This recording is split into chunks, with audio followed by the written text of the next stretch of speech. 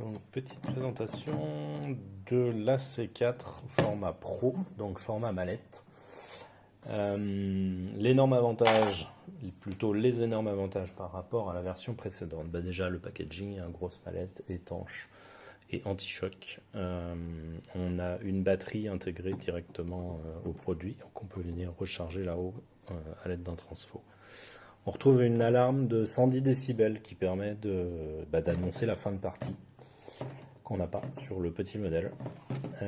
Et on retrouve sur le haut du produit un port RJ45 qui va permettre de venir hacker le système avec les modules de hacking, donc qui ne sont pas fournis avec le produit mais qu'on peut acheter séparément.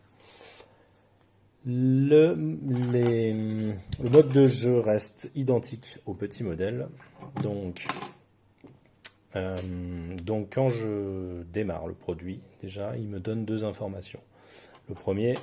La première plutôt, c'est un chiffre qui est ici, 6, qui correspond au nombre de câbles qui sont détectés par le système. Donc j'ai effectivement 6 câbles. Si j'avais eu un 5 par exemple, ça voudrait dire que j'ai un câble qui ne fait pas bien le contact.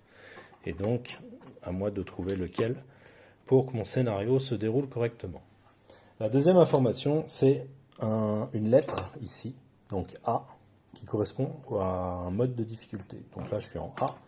J'ai une difficulté B en maintenant le bouton de gauche, qui est un petit peu plus dur, et une difficulté C en maintenant le bouton de droite, qui est encore plus dur que le mode B. Je vais rester en simple pour le moment. Un bouton pour ajouter des minutes, avec un maximum de 90 minutes. Une demi-heure, voilà. Et un bouton pour préarmer mon système ou pour armer le système. Si je reste appuyé, ça me lance directement mon décompte. D'ailleurs, autre chose par rapport à la différence entre le format mallette et le petit format, c'est aussi ici un afficheur digital qui est beaucoup plus gros et beaucoup plus lisible que le petit. Donc là, une fois mon système préarmé, je n'ai plus la possibilité de modifier mon décompte. Donc ça, c'est l'idéal pour un orga. Vous réglez votre compte à rebours, vous donnez ça à vos joueurs, ils doivent aller poser l'objectif.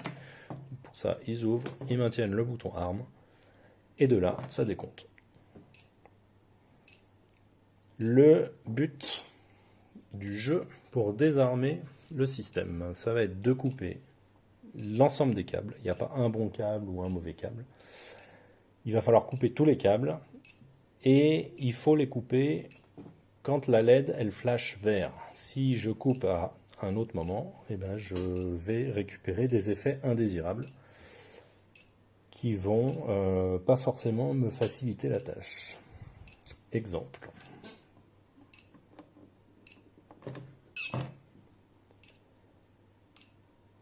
Donc déjà j'ai perdu du temps. Et ensuite, je constate que j'ai plus de LED verte. J'ai toujours ma LED rouge et je comprends que des fois elle s'éteint et du coup ça doit correspondre à mon affichage vert. Donc je vais devoir couper quand ma LED est éteinte. Un autre effet indésirable. Oh, 1 minute restante. Voilà, ça va être chaud.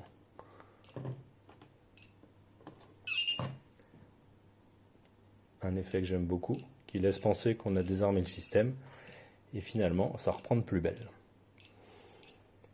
Le système de hacking agit de 3 manières différentes suivant le mode que vous avez lancé. En mode simple A, il suffit de le brancher pour désarmer le système.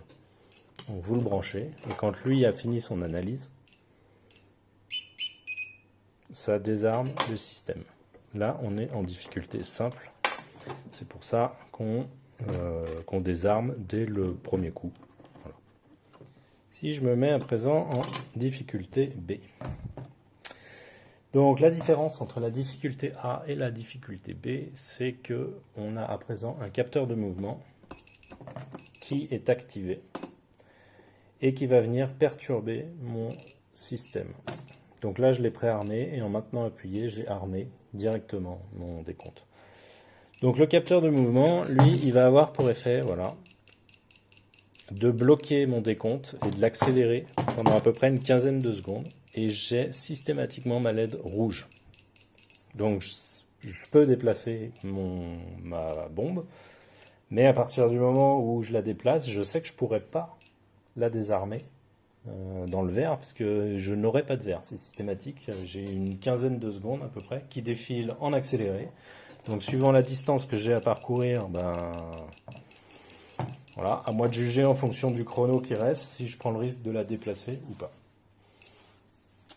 On a dit donc que l'objectif c'était de couper l'ensemble des câbles dans le vert, donc les 5 premiers câbles, ou plutôt tous les câbles sauf le dernier, parce que vous pouvez très bien lancer un jeu avec seulement 3 câbles, ou 2 câbles, ou voilà, le système reconnaît et s'adapte. Donc là en l'occurrence, j'ai 5 câbles où je pourrais me dire, je m'en fiche un peu, de toute façon je les coupe dans le rouge, c'est le dernier câble qui fait l'issue de mon scénario. Soit je coupe dans le rouge et j'ai perdu, soit je coupe dans le vert et j'ai gagné. Mais j'ai tout intérêt à m'appliquer sur les 5 premiers câbles, parce que déjà pour éviter les effets indésirables, parce que plus je vais avoir d'effets indésirables, et plus ça risque d'être compliqué à désarmer. Mais également, hyper important, à chaque fois que je vais réussir un câble dans le vert, je vais rallonger mon temps de flash vert pour mon dernier câble. Donc si j'en réussis 5, mon dernier câble, là, les flashs vont être super longs. Si par contre j'ai fait n'importe quoi, je garde mes flashs verts ultra courts. Et du coup, faut des bons réflexes. Le système de hacking en mode B, il va pas désarmer l'objectif. Par contre, il va me rendre hyper confortable la coupe des câbles. Bon, là c'est mon capteur de mouvement. Dès que lui a fini, voilà. Et là, mes flashs verts maintenant, ils font une demi-seconde. Donc il faut toujours que je m'applique pour désarmer, mais c'est beaucoup plus facile. Et si on n'est pas sous le feu, et bon, a priori, tout le monde y arrive. Pas de problème. Voilà. Et enfin, le mode C. Donc le mode C reprend la difficulté du mode B, c'est-à-dire qu'on a le capteur de mouvement, mais en plus de ça, les flashs verts sont raccourcis.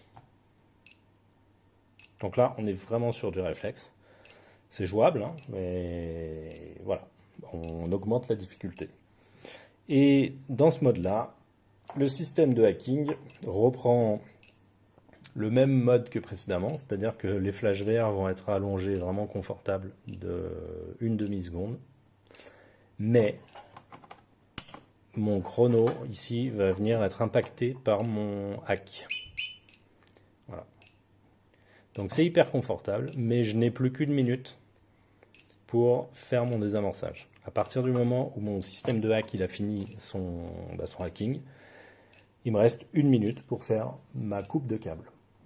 Le temps de hack ici est à paramétrer au moment de la commande. Donc vous pouvez très bien avoir un appareil de hack très rapide, comme celui-là, qui est utilisé pour la vidéo. Mais le système de hacking peut aussi faire plusieurs minutes. Ça peut être 2, 3, 5 minutes. Ça, c'est vous qui voyez. Voilà, vous me laissez un mot et moi, je vous programme ça comme il faut. Donc, on peut faire le choix de brancher le système de hack, de commencer peut-être à désarmer pendant que lui, il fait son travail. Et peut-être sur les derniers câbles, voilà, je vais m'en sortir et ça va être confortable et ça va me permettre de désarmer mon système. Je vais volontairement la couper avant les 5 dernières secondes pour éviter de perdre une oreille.